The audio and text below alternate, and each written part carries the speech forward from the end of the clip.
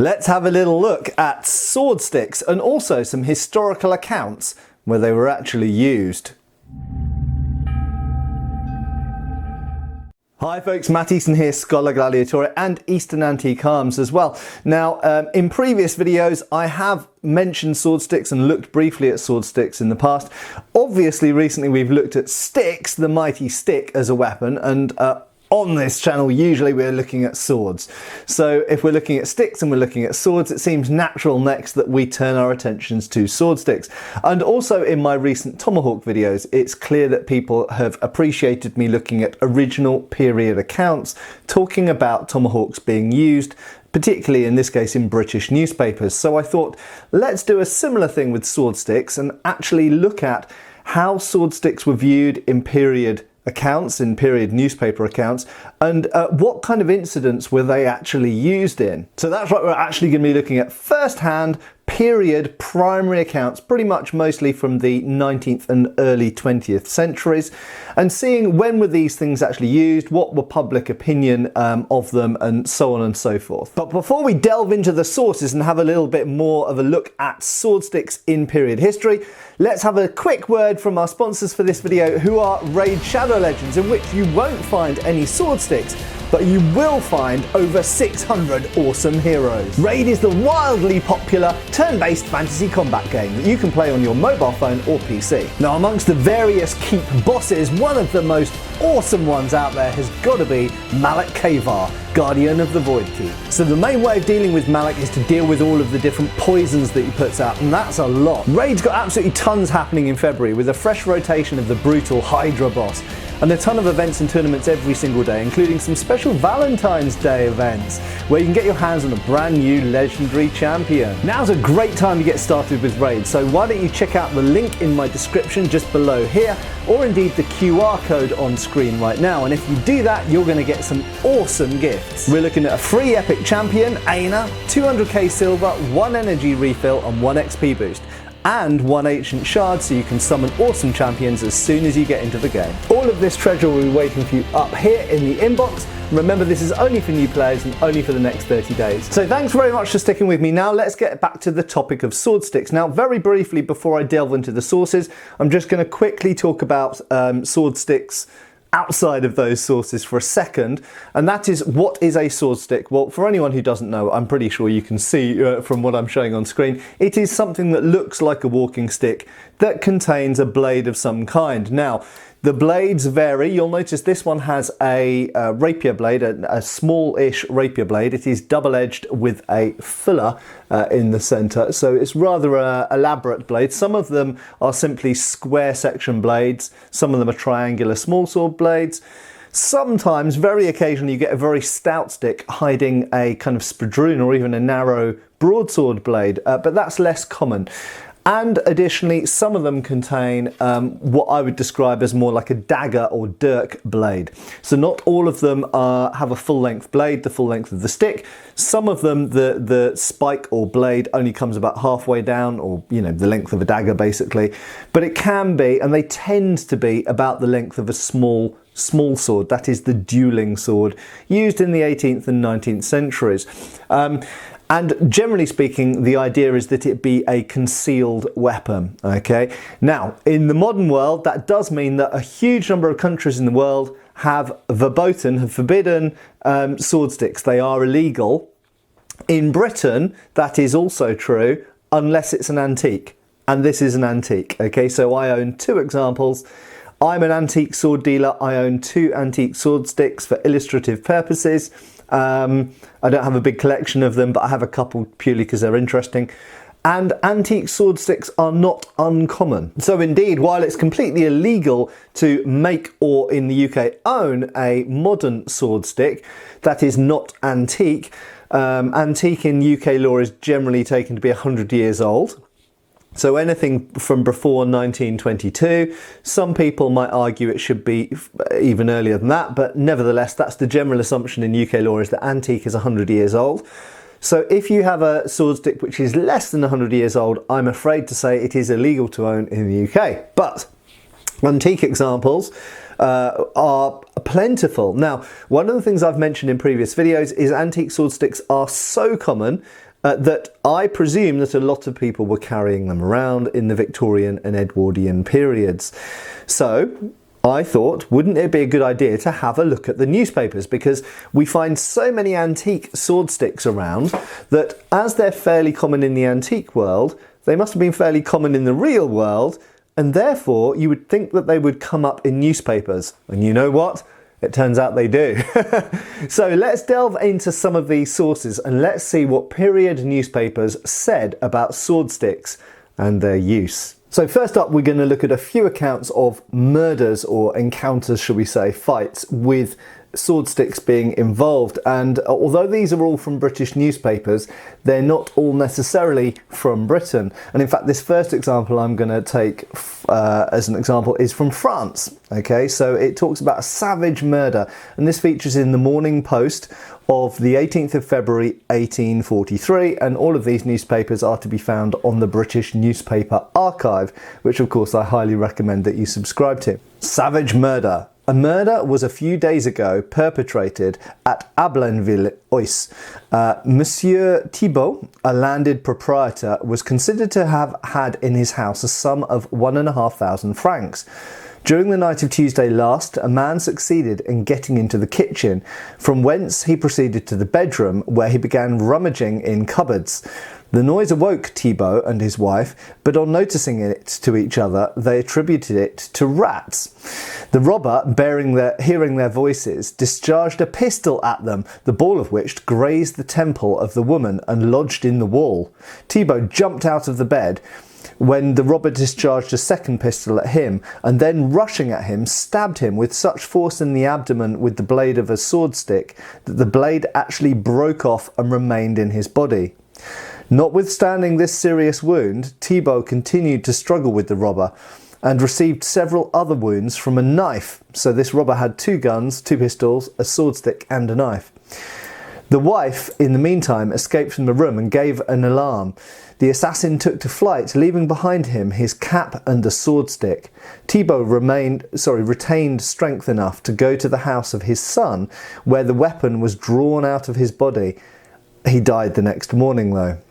The articles left behind the robber have led to the recognition of the offender, who's absconded. He is a painter and glazier who a few days before had been employed at the house. So a robbery, a straight up burglary essentially, where he was armed with pistols and a sword stick and a knife, so he went meaning business. And it's very interesting to note as well, because we'll see similar examples of pistols and sword sticks used together, but equally it's interesting to note that the sword stick broke. Breaking sword sticks, looking through these period accounts, is something that comes up time and time again. So despite the fact that they cause wounds and they cause deaths in some cases, they don't seem to have been particularly strong, and they often seem to have broken in use. Now here again is an encounter with a robber, and this is in Britain. Now we're in Norfolk, and this is titled Determined Encounter with a Robber. A few nights since, a butler of the Honourable C. Cope, Lord President of the Court of Session, was alarmed by the rustling noise of some footsteps in the garden at the rear of his master's residence in Moray Place, Edinburgh, so in Scotland actually, although this is reported in the Norfolk News. Arming himself with a sword stick, he instantly sallied forth to challenge the intruder, but had not proceeded far before he was attacked by a man who had secreted himself at the back of the house. A violent struggle ensued between them, in the course of which the butler stabbed the robber on the knee with the sword stick. The robber in his turn took out a pistol from his pocket and fired it at the butler, but luckily the bullet only grazed his coat. The encounter was renewed with great fierceness, and the butler made another dash at his opponent with the sword stick, but the weapon was untruly aimed and struck the wall with such force as to shiver it in two, again breaking sword sticks. The robber now closed upon the butler, and it's probable would speedily have overcome him had he not taken a clasp knife from his pocket and inflicted a deep wound in one of the robber's arms. Lucky he had a pocket knife. At this juncture, a companion of the robber came up to his assistance from the rear of the garden, and having released him from the grasp of the butler and dealt the latter, the butler, a severe blow which felled him to the ground, both of the men made their escape over the garden wall. As soon as the butler recovered, he gave the alarm to the police, who were speedily on the spot, but no trace of the robbers could be discovered. So again, we see a sword stick breaking, we see a pistol used, this time against the person with the sword stick, but in this case, again, it's a sword stick used essentially in home defence. So here's an account from September 1843 from Bell's New Weekly Messenger, a British newspaper. And this is describing a court case which is somewhat complicated, so I'm not going to read the whole thing. It's actually quite difficult to disentangle who's actually telling the truth and who's guilty and innocent here. But anyway, I'll just kind of dive straight into it at the bit which interests us. It says, Robert Phelps, clerk to the last witness, stated that he went of his own accord to the prisoner's counting house for the purpose of advising him to write to Mr. Burnside apologising for his offensive conduct and recalling his challenge. The defendant said no, he would not. He would have Mr. Burnside's blood. He had sworn to his wife he would have his life before night. Defendant was much excited, and catching up a sword stick in a corner of the counting house, partly unsheathed it and advanced towards the door as if his motion would dash off and terminate the existence of Mr. Burnside at once. The witness wrested the sword stick from him, broke it into pieces, brought it away with him, and informed Mr. Burnside of the savage state in which he'd found the prisoner. So yet again, this is a sword stick is kind of being grabbed and used in the moment, and yet again we see a sword stick being broken, dashed to pieces deliberately this time rather than accidentally. It also, incidentally, just kind of jumping forward a bit, because again this is a complicated court case, it actually finishes with a statement saying that the defendant said that he had had the sword stick many years. He meant no harm by it. The defendant was bailed himself and 2 sureties, blah, blah, blah. They talk about the fines that were dished out. Now, I'm going to get into this in a second, but this is alluding to the fact that sword sticks were looked down upon rather dimly in Britain, and it turns out France at this time, and there were certain laws in place against them. Now, in the process of making this video, it has become very evident from these accounts that there were laws against carrying sword sticks around. However, so far, and this will be the opportunity for a later video also on sword sticks at some further point when I've done more research, it does seem that there were laws in place by the 1840s in both Britain and France against the carrying of sword sticks, but so far I have not been able to find quoted in the law and the word for word the actual laws stating what was forbidden and when it was made illegal. So I haven't found that yet, but we'll go into more of that in a minute. But let's carry on with some more of these accounts of the use of sword sticks in anger or self-defense. Now, this is a very interesting case which in this example I'm going to be reading is related in the Hereford Times of the 1st of June 1833. So we've gone slightly earlier, a decade earlier in time now. And this is an incident in which a person stabbed a policeman, but it's not as simple as it may sound, because it seems that the policeman struck first with a truncheon, but we'll see that in this case. So again, it's a complicated court case, and we're dealing with different witness statements going backwards and forwards, so I'll dive straight into it. It says, now the only evidence pertaining to this stabbing is that of Mary Ann Perkins, aged 14, and Mary Ann Hamilton, a servant girl of no age given. The evidence of these witnesses tended to exculpate the police, and it was with great difficulty that the jury could squeeze any criminatory evidence out of them. The girl of 14 said she saw a policeman stabbed with something that was taken out of a stick, in brackets, a sword walking stick. But it was not until the foreman of the jury had perseveringly cross-examined her that she confessed that the policeman had struck the man with his staff before he received the blow from the sword stick. It is well to pause here one moment. If the meeting were illegal and unconstitutional, the unprovoked blow given by the policeman, Cully, was his name, was quite as illegal and unconstitutional. And the man who could not allow such a wanton and brutal outrage to pass unresisted might be a coward and a slave. It is important to notice that the person who gave the blow was not armed extraordinarily, though the London Times most shamefully insinuates to the contrary. So we see back and forth between different newspapers here. I have myself for years carried a sword stick, and I know other individuals who've done the same. The policeman's truncheon is a complete blood stick, and I do not hesitate to say that if any man were unprovokedly to attack me with such a blood stick, I am quite certain I should use my sword on the defensive, and in doing so, I should be acting constitutionally as an Englishman.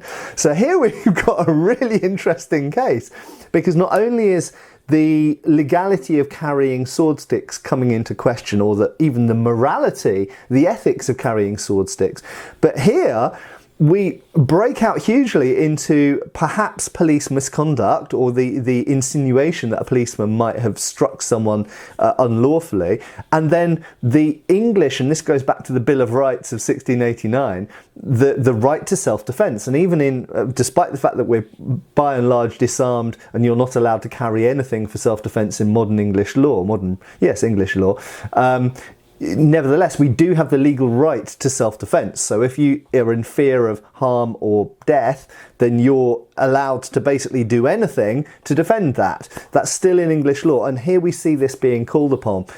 So the issue of sword sticks is very complicated, because they were seen as weapons used by thugs and assassins and robbers and such like, and also being sneaky and ungentlemanly in one sense, but in the other sense, the English law of self-defence stood then, stands now. So clearly some people then were saying, well, look, I carry a sword stick around. If someone else attacks me first, I'm entitled to defend myself. So it's an interesting legal quandary. And even to this day, English law has struggled with the idea that, yes, you can legally defend yourself to the death if needs be, but you can't prepare yourself to protect your life in any way. It's a weird paradox, and clearly even all the way back in 1830 this was an issue. Now here again, this is an account from the Morning Post, a British newspaper, of 1840, 25th of May 1840, and this is again describing a court case in which violence went both ways, and they're trying to disentangle who did what and who was in the wrong and who was perhaps in the right. And again we see a sword stick used, this time from one point of view in self-defence, from another point of view in offence. I'll let you be the judge. So it says, James Graham, a footman, that means a sort of butler slash bodyguard, I suppose, footman to Mr. Mead of South Street, Grosvenor Square, central London, was charged with carrying an unlawful weapon, a sword stick. So again, I won't get too deep into the legal side of it, because at the moment I'm missing lots of bits of the jigsaw, but it's clear that by the 1840s in Britain, sword sticks were generally regarded, carrying them at least, were generally regarded as illegal somehow, but I haven't found the law when that came into force. Mr. Berry of Raymond's Buildings, Gray's Inn, where all the law courts are, deposed that he was walking with two friends in Fleet Street, again central London, the city, at 4 o'clock in the morning. 4 o'clock in the morning? Something a bit stranger. When Mr. Mead, coming in an opposite direction, followed by his footman, the aforementioned James Graham, followed by his footman, attempted to break through between them, so barge between them. One of his friends, pushing him back, asked Mr. Mead what he meant by such conduct. I'm imagining alcohol might have been involved here at 4 o'clock in the morning. And Mr. Mead put his thumb to his nose and extended his fingers as much as to say, "Take a sight," which presumably means F off in period language. His friend told Mr. Mead he deserved to be thrashed, and an exchange of blows took place. Fisticuffs, presumably, or slap, slap, slap, depending how good they were at fighting. Upon which the footman, who was probably a lot more hardcore than these gentlemen having a disagreement, came up to his master's aid with the unsheathed sword. So he thought, sod this, I'm paid to protect this guy. Shing, he pulls out his sword stick.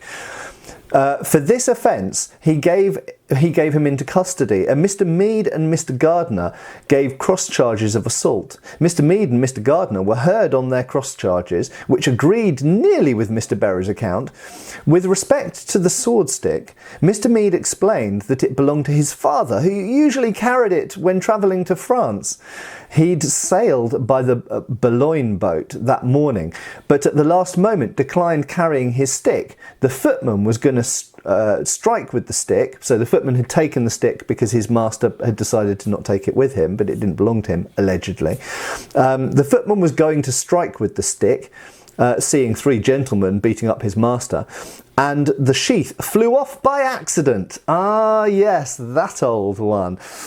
We've heard that one before, so even in medieval accounts I have seen someone defending the fact that they struck someone with a sword based on the fact that, well, that person was doing something wrong. I was going to hit them with my scabbarded sword, but the scabbard flew off and I accidentally chopped them in half. So that's basically what this person's saying. Oh, the sheath, the stick flew off the sword stick by accident. I was only meaning to hit them with the stick.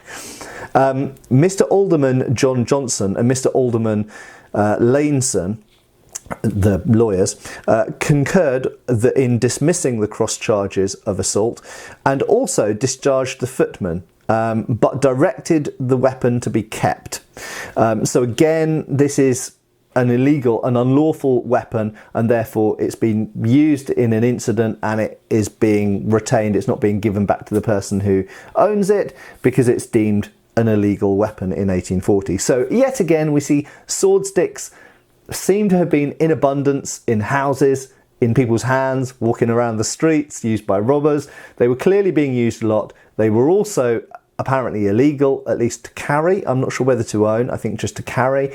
And therefore, if they ever come up in a law case, they are confiscated or taken away. Now we come to a newspaper, a British newspaper called The Era, and this is the 22nd of August 1858.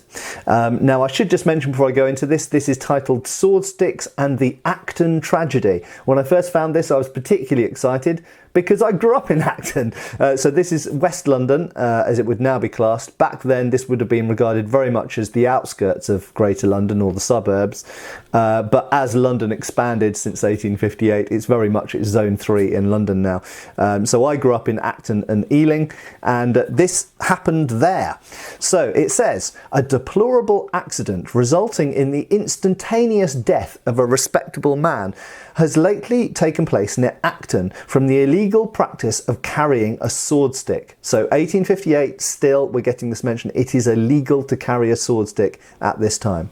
And a gentleman has unhappily been the unintentional cause of the death of a fellow creature from the objectionable custom of using arms as a means of defence, weapons as a means of defence. Had the drunken man who attacked Lieutenant Clavering, and who on that account was at the time partly irresponsible for his actions because he was drunk, been soundly chastised with a walking stick or cudgel, the wholesome correction would have been richly merited and might probably have had a moral tendency for the man's future good. So a damn good thrashing with a stick, that's how you make someone better.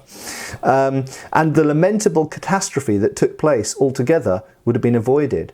But using the treacherous weapon as a defensive guard to keep his assailant at bay, the sword lost its scabbard in the scuffle. Oh, this old one again. The scabbard just happened to fall off, officer, honest. And while the owner was belaboured with the fallen case, the blade, to the utter ignorance of the possessor, of course, complete ignorance, found a fatal sheath in the heart of the aggressor.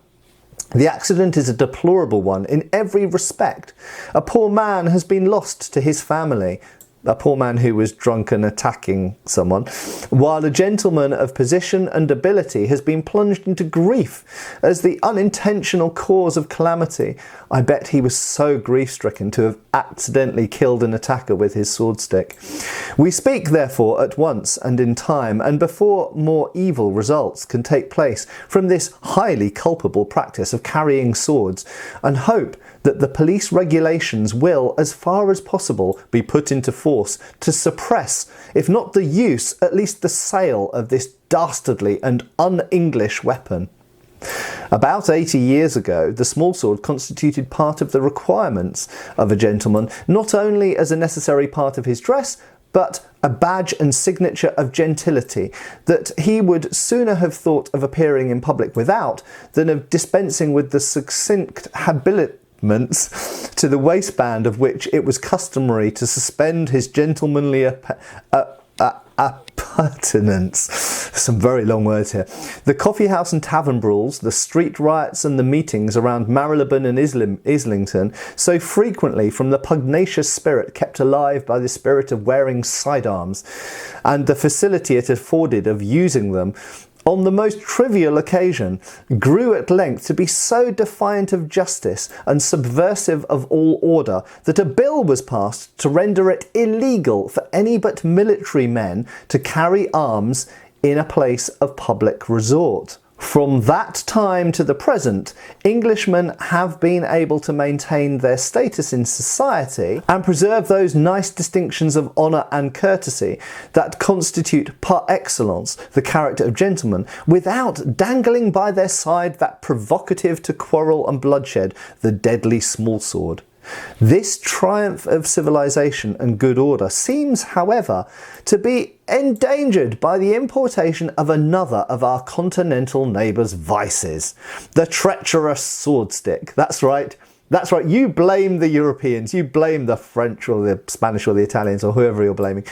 It is well known that many, if not most, of our social and public vices have been imported to this country, like immoral merchandise from France and Germany, and from the riotous students of the universities of the latter we are indebted for that cowardly and unmanly weapon, the secret stiletto, the sham cane, the swordstick. So they're blaming Germans in this case.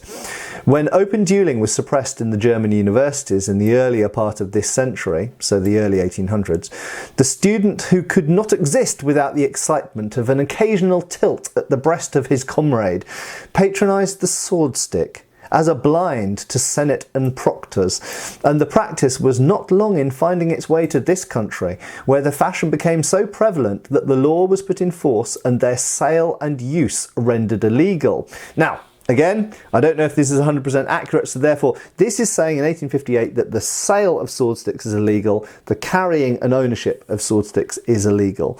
I have not yet found the exact law that this relates to, but I have no reason to doubt it, as it's repeated in so many papers. But now, so audacious have we become and so indifferent to enactments that the objectionable weapon is openly sold, not alone in the shops where high prices might tend to make them select, but in the streets, on the bridges, and among the greatest throngs of people. They are vended with shilling umbrellas and disposed of for a price that places them in the hands of the lowest and most objectionable class to society, to be used either as weapons of intimidation or assault. The unfortunate accident at Acton resulted entirely from the possession of this dangerous weapon, by a gentleman though in this case.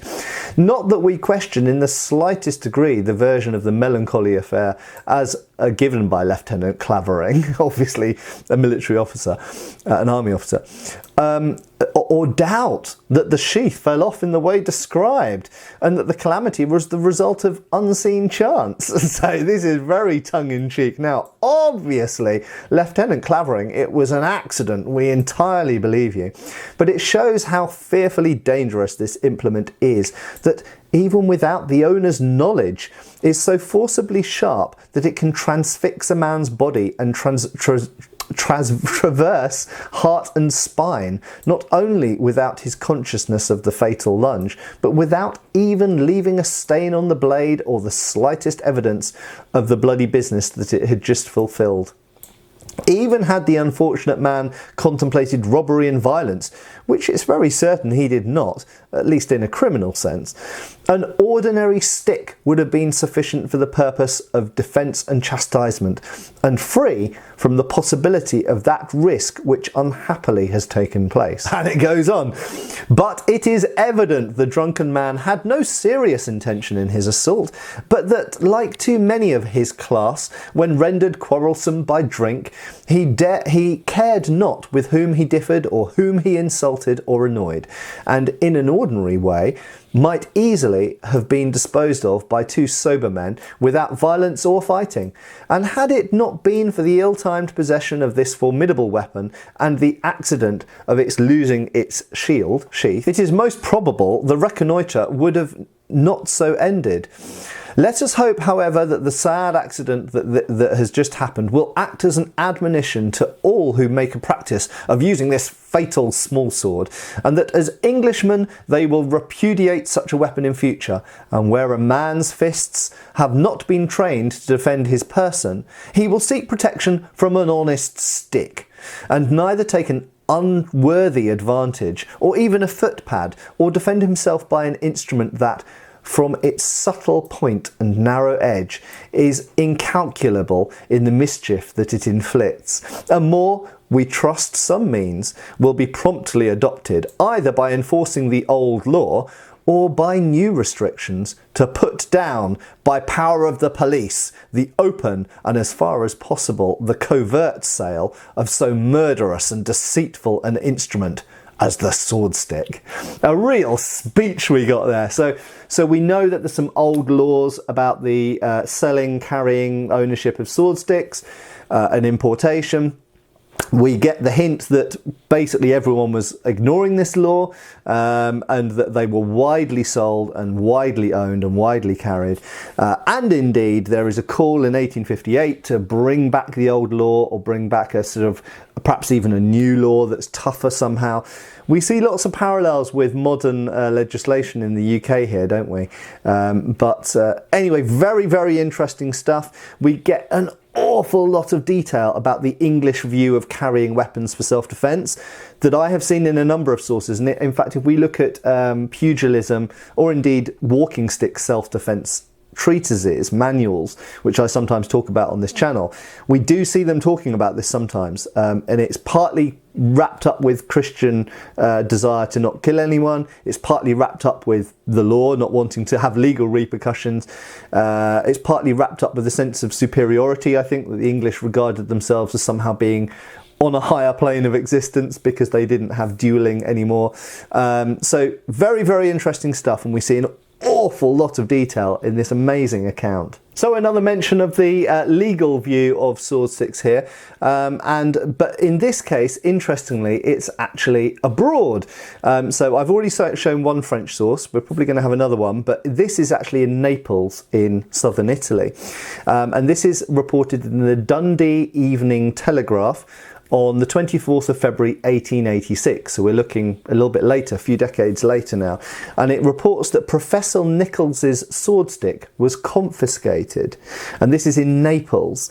Now this is very, very interesting because it's talking about another country's laws, but it does seem that sword sticks did have laws against them in an awful lot of European countries, and indeed I know that in certain parts of America as well sword sticks were illegal and still are.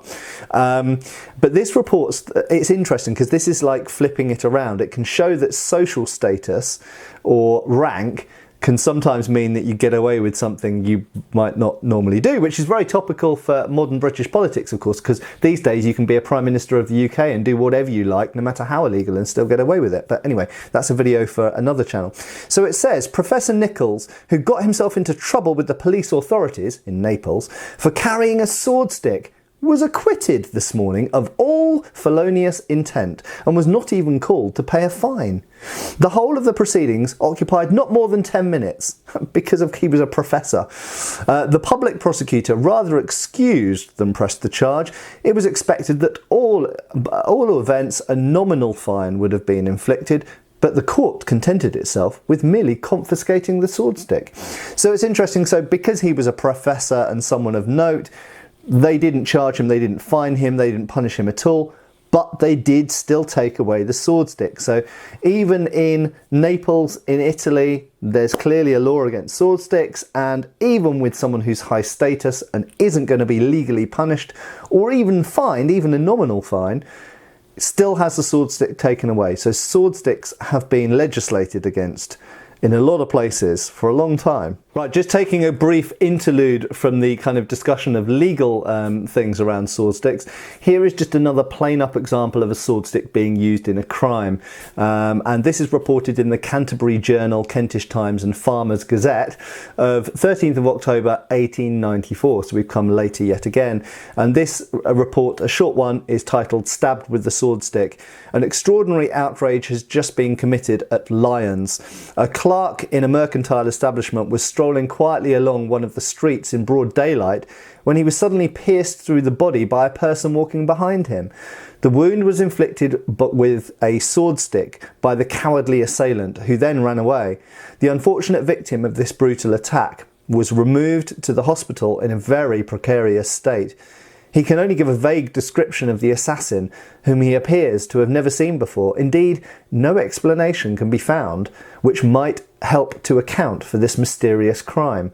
You know, there we go. It's a straight up kind of, it's probably someone, a grudge with someone and someone else has been paid to stab them, or maybe it's just someone who's a complete nutter. Who knows? We still get crimes like this today, of course, which go unexplained. But in this case, interesting that it's with a sword stick, someone who walked up behind him in a time, and this is a very important note to make about sword sticks. These days, if you walk around with a cane or a stick, people would notice you because it's unusual. Admittedly, if you use something like a crutch or an umbrella, they probably wouldn't notice you because umbrellas and crutches are not that unusual to see around. But walking sticks these days are pretty unusual. In 1894, a lot of men would have been carrying walking sticks around. Okay, so if you're walking along a street with what appears to be a normal walking stick, nobody is even going to notice. So in that sense, you can very much see why they wanted to make legislation against sword sticks on one hand, and on the other hand, you can equally see why sword sticks were used in crimes so often in the 19th century, because in an age when everyone walks around with a walking stick, a hidden sword stick, a concealed sword stick, seems an obvious weapon to use in crime. They could be bought cheaply, they could be disposed of, they were everywhere, they're easy to conceal. Obvious weapon of crime. And here, unfortunately, we see someone who, I don't know whether they lived or died from this account, but I suspect that they didn't live. But very sad. There we go. Here's another example of a sword stick used in incidental crime.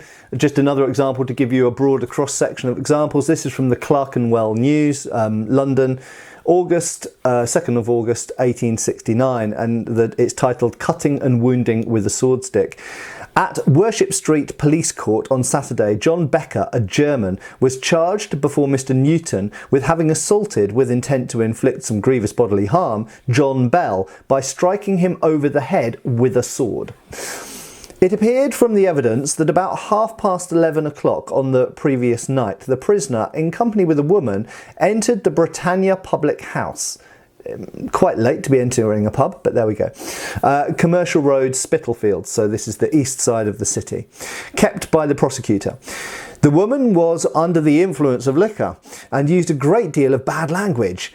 She was then ordered out by the prosecutor, but declined to do so.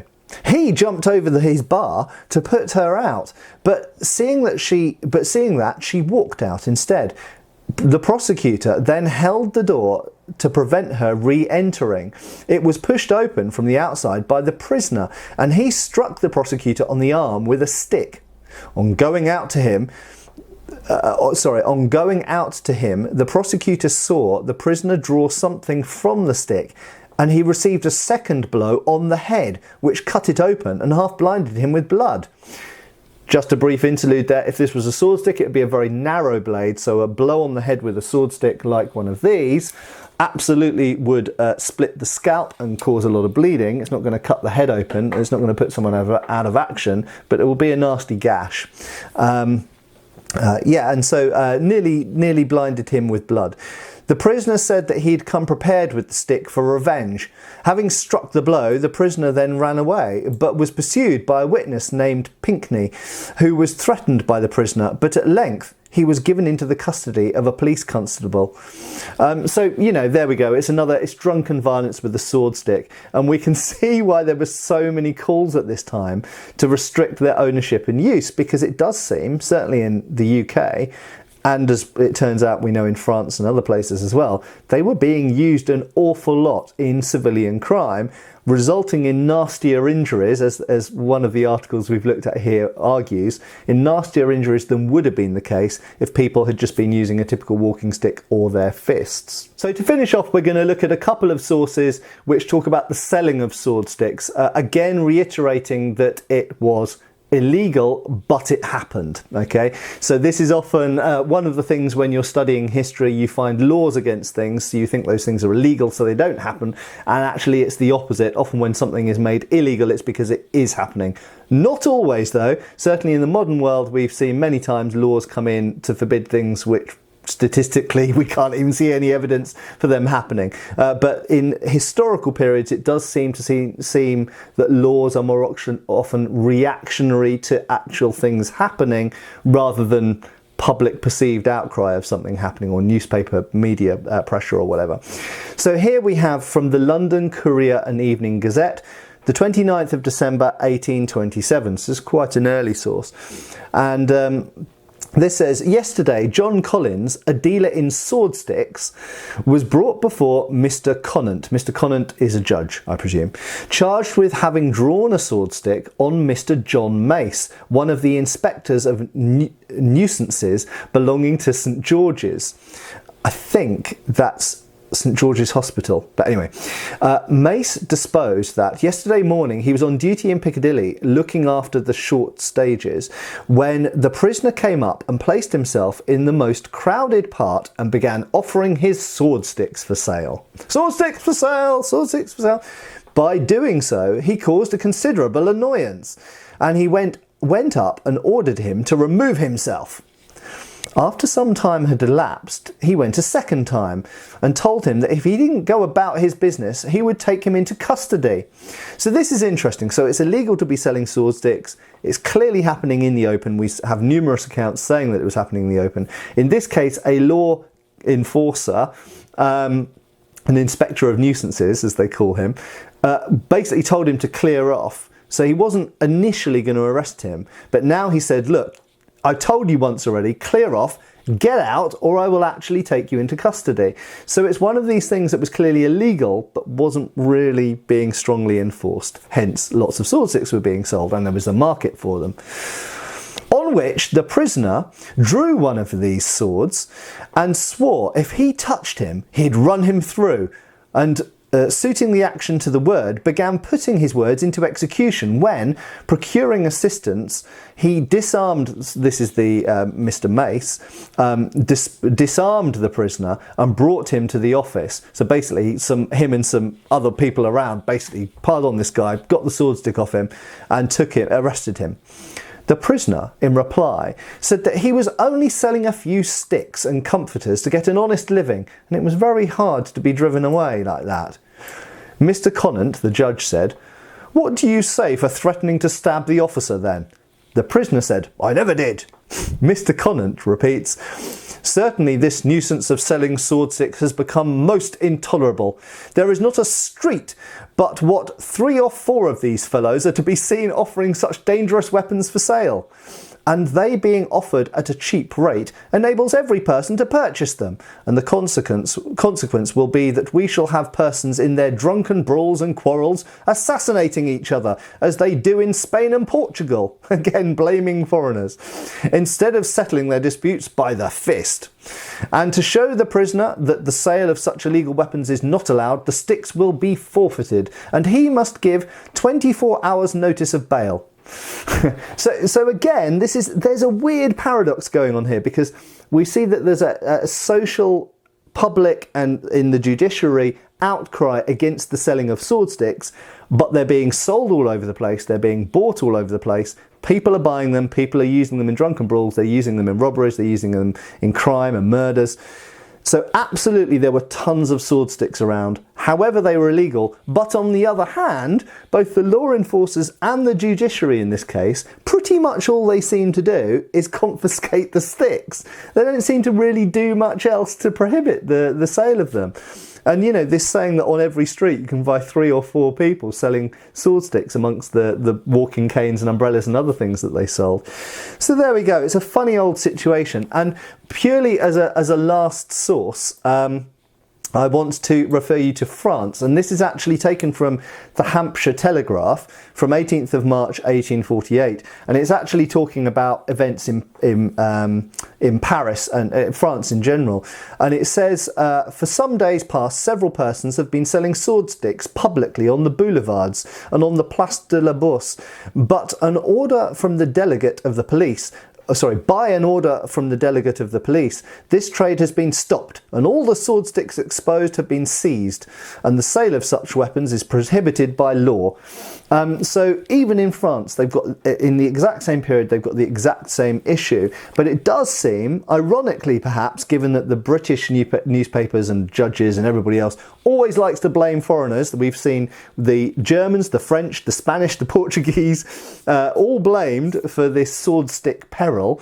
And yet it seems that by comparison in France, they were actually clamping down on the law more strictly than they were in England at this time. It seems that in Britain, it seems that they kept saying, yes, this is illegal, don't do this, but turning a blind eye to people doing it and selling them and everything else. So I hope this has been an interesting foray into some actual period sources. As I say, I've got a lot more to research on this topic when I get time. I want to find out a little bit more about what were these actual laws in this country prohibiting the sale and ownership and carrying of sword sticks. Clearly quite early, really, we're talking going into the Georgian period, but it certainly seems that by the 1820s, 30s and 40s, sword sticks were widely held as illegal objects, despite the fact that they were also widely owned and sold. So a fascinating paradox. I've learnt an awful lot more about the humble, or not so humble, sword stick in the process of this. But just to remind you that modern made sword sticks in the UK and lots of other countries out there, check your own laws, are illegal to own and illegal to sell in the UK now, as of 2019. They used to just be illegal to sell and buy, but now they're illegal to own as well. Unless they're antique. Antiques are exempt from those rules, so you can buy antique examples over 100 years old. And very interesting things they are too. Variable quality, some of them are very cheaply made, as we've seen there. They were being sold in their droves on street corners all over Europe. So very variable quality. Some of them are extremely high quality, and sometimes you find examples made by such high, lofty manufacturers as Wilkinson. I have indeed seen a Wilkinson sword-made sword stick, which brings into question again this illegality issue, because if Wilkinson in Pall Mall, you know, who sold weapons and equipment to the royalty and top, you know, officers, generals and alike, admirals alike, then if they were making sword sticks, were they also ignoring the law? It's an interesting topic. Thanks a lot for watching, and I hope I'll see you back on the channel again really soon. Cheers, folks. Thanks for watching. We've got extra videos on Patreon. Please give our Facebook a like and subscribe if you haven't already. Cheers, folks.